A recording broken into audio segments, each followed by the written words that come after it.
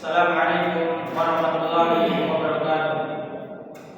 Alhamdulillah, alhamdulillahilladzi hadana li hadza wa ma kunna linahtadiya laula an hadana Allah. Asyhadu an la ilaha illallah wahdahu la syarika lah wa asyhadu anna Muhammadan abduhu wa rasuluhu amma ba'd. Insyaallah pada kesempatan hari ini kami akan menyampaikan progres yaitu makalah yang berjudul Model Studi Islam Filsafat yang insyaallah disampaikan oleh Akhi Abdul Rafiq. Untuk beliau kami persilakan.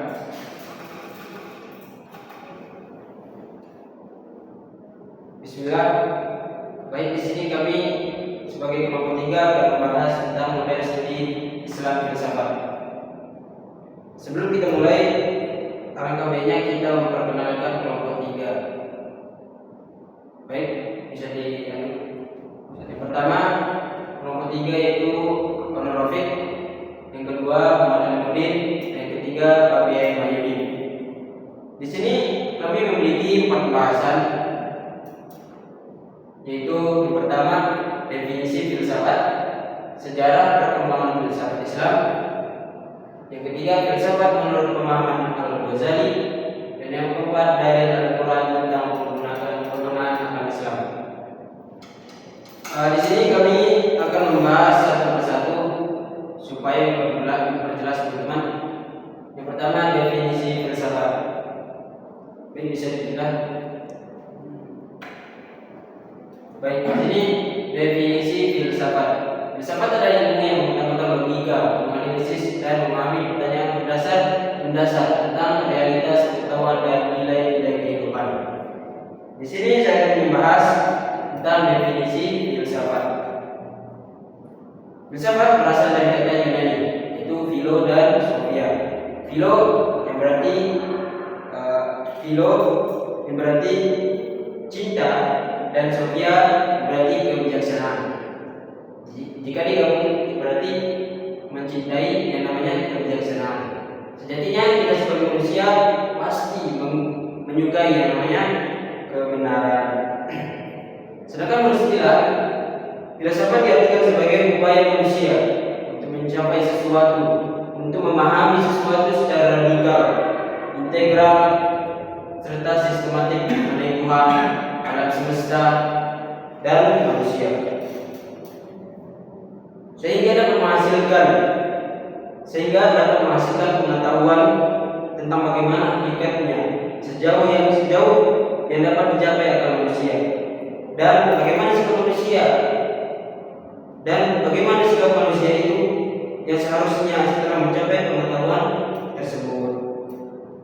Teman-teman, filsafat juga bisa diartikan sebagai kegiatan dan hasil berpikir dengan perenungan yang sangat mendalam, radikal, kritikal, dan semantik untuk memperoleh pengetahuan yang hakiki dari segala sesuatu. Saya kira sudah jelas definisi filsafat. Baik, next. Yang kedua yaitu sejarah perkembangan filsafat Islam. Teman-teman bisa lihat, filsafat Islam adalah cabang filsafat yang berkembang dalam konteks peradaban Islam dan berakar pada pemikiran filosofis Yunani, India, dan Persia. Filsafat ini melibatkan integrasi dan interpretasi ajaran Islam dengan pemikiran rasional dan spekulatif. Filsafat Islam awalnya dipengaruhi oleh penerjemahnya, yaitu karya-karya filosofis Yunani ke dalam bahasa Arab. Baik, di sini kita akan menjelaskan yaitu sejarah perkembangan Islam filsafat. Perkembangan filsafat Islam pada masa Jahiliyah awal sejak abad ke-8 dipengaruhi oleh karya-karya Plato, Aristoteles, Plotinus, dan lainnya yang diterjemahkan oleh penerjemah seperti Bunaya bin Ishaq dan Al-Kindi. Al-Kindi dikenal sebagai filsuf Arab pertama. Al-Kindi mencoba menggabungkan pikiran Yunani dengan ajaran Islam pada tahun 801 sampai Ia menulis tentang berbagai topik, termasuk metafisika, logika, etika, dan ilmu pengetahuan. Lalu pada zaman keemasan yang dimulai pada abad ke-10. Pada abad ke-10, tepatnya pada tahun 872 sampai 950 Masehi. Al-Farabi sebagai guru kedua setelah Aristoteles mengembangkan pikiran tentang metafisika, politik, dan logika. Karya-karyanya berusaha untuk menyelaraskan filsafat Aristotelian dengan apa? Dengan Islam. Baik, di sini ada pun tokohnya salah satunya itu Ibnu Sina. Ibnu Sina dengan karya The Book of Healing dan The Canon of Medicine yang pengaruhnya besar terhadap dunia Islam dan Eropa. Filsafat Islam berkembang dari integrasi antara tradisi pemikiran Yunani, Persia, dan India. Dengan ajaran Islam. Para filsuf Muslim dan Ibnu Rushdi berperan penting dalam mengintegrasikan dan menerjemahkan pemikiran filosofis yang ada ke dalam konteks Islam. Mereka mengeksplorasi berbagai isu seperti menghubungkan akal dan wahyu. Mereka menghubungkan akal dengan wahyu. Tidak hanya wahyu yang digabungkan, itu berupa etika dan metafisika.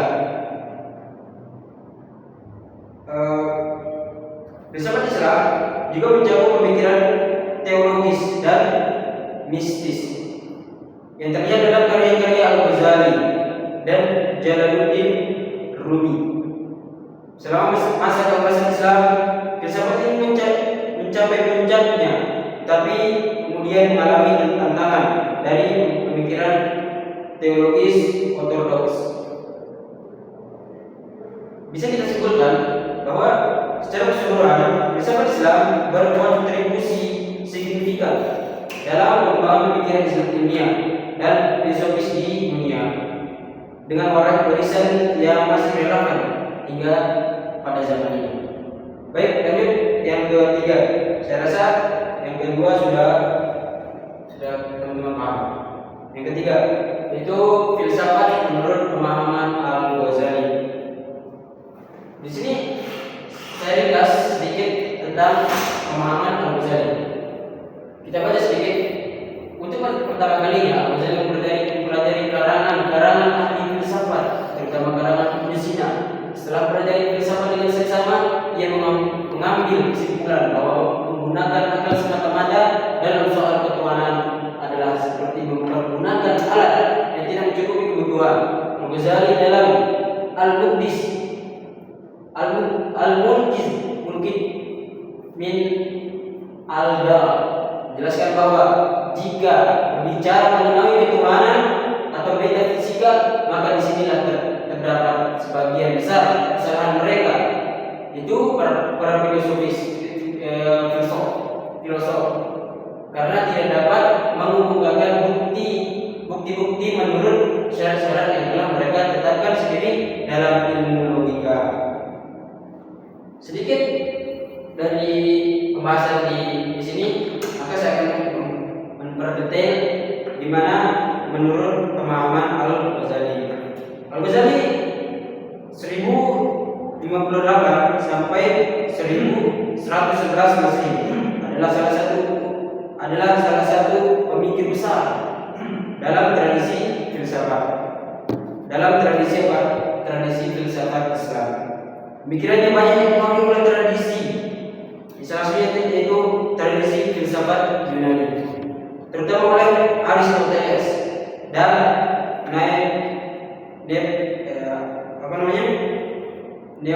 Neoplatonisme. Namun dia juga kritis terhadap aspek-aspek tertentu dari filsafat ini, terutama yang dianggapnya bertentangan dengan ajaran Islam. Al-Ghazali mendukung jalan spiritual dalam memahami kebenaran, yaitu melalui tasawuf. Yaitu Al-Ghazali ini sejatinya dia itu mempercayai yang namanya tasawuf. Baginya pengalaman mistis melalui ibadah dan zikir dapat membawa seorang pada pengetahuan yang langsung tentang Tuhan yang tidak dapat dicapai hanya melalui akal atau filsafat rasional.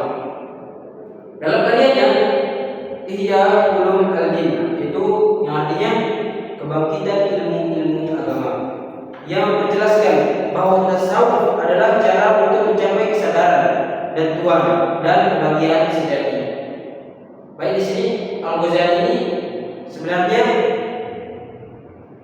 tokoh besar dalam ilmu filosofis, dan dia ini saking mendalamnya pemikirannya, maka Al-Ghazali ini mempercayai yang namanya tasawuf, yaitu cara mencapai kesadaran akan Tuhan dan kebahagiaan sejati.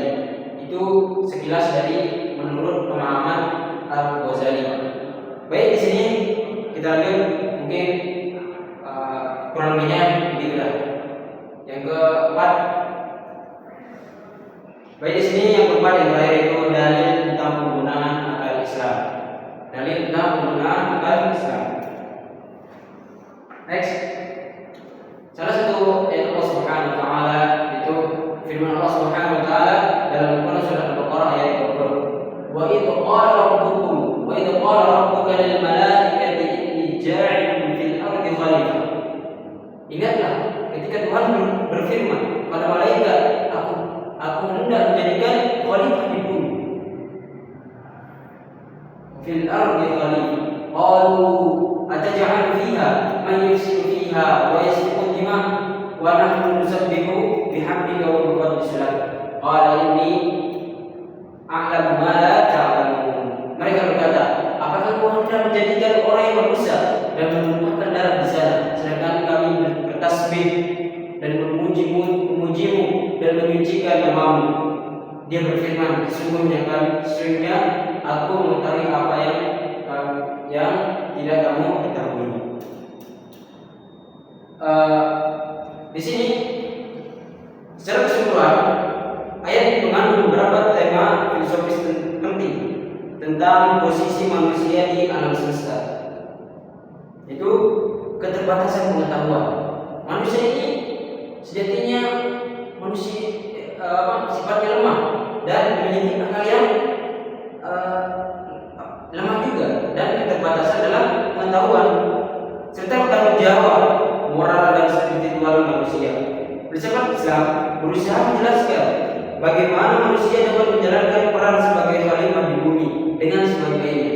Maka di sini Allah Subhanahu wa taala menciptakan manusia sebagai khalifah di bumi untuk menjadi manusia yang baik, yang bermanfaat bagi semua manusia, dengan menggabungkan akal dan wahyu sebagai panduan dalam bertindak. Nah, di sini Allah Subhanahu wa taala menciptakan akal untuk manusia untuk bisa berpikir dan menjadikannya sebagai manusia yang berpikir, yang memikirkan apa yang diperintahkan oleh Allah Subhanahu wa taala. Dan di sini wahyu aja sebagai panduan untuk bertindak. Jadi ketika kita memikirkan sesuatu, maka yang jadi patokan kita adalah wahyu. Jangan mendahulukan akal. Baik. Di sini saya akan menyimpulkan bahwa ketika seorang sudah terlanjur menekankan pada akal dan logika tanpa memperhitungkan keterbatasan akal, dapat menyebabkan keraguan terhadap ajaran wahyu. Nah, di sini ketika kita sudah memikirkan sesuatu secara berlebihan, secara radikal, maka akan menyebabkan keraguan terhadap apa yang Allah Subhanahu wa taala ciptakan. Baik itu keraguan dalam akidah, keraguan terhadap penciptaan Allah, keraguan dalam Tuhan. Maka di sini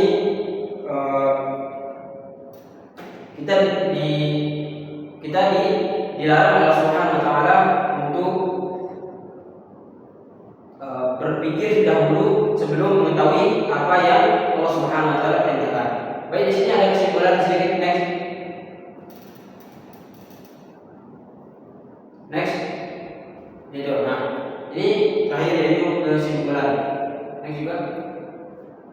Di sini saya sedikit menyimpulkan yaitu filsafat Islam. Filsafat dapat bermanfaat jika digunakan dengan benar dan dalam batas yang ditentukan oleh agama. Jadi filsafat ini sebenarnya boleh digunakan, akan tetapi jika dilakukan dengan benar maka bermanfaat bagi dia sendiri. Al-Ghazali, nah contohnya Al-Ghazali ini mempelajari filsafat sudah lama. Sebenarnya dia tahu filsafat ini tidak boleh dipelajari, namun saking lamanya dia mempelajari filsafat, maka dia terpengaruh oleh ilmu filsafat, maka pemikirannya pun dileweng. Nah, di sini batas yang ditentukan oleh agama, seperti dalam logika dasar untuk mempertahankan agama.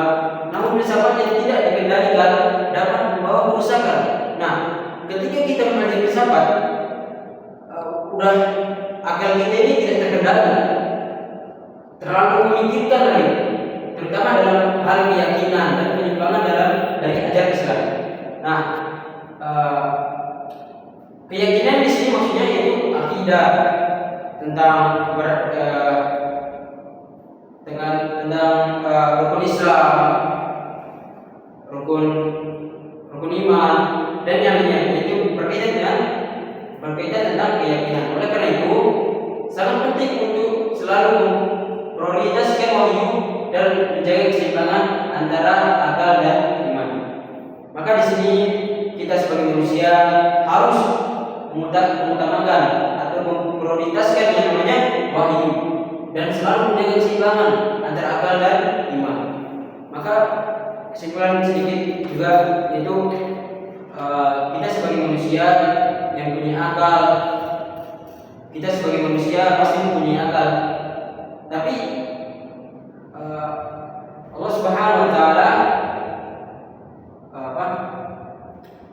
melarang kita untuk mendahulukan akal sebelum melakukannya. Sebagaimana yang disebutkan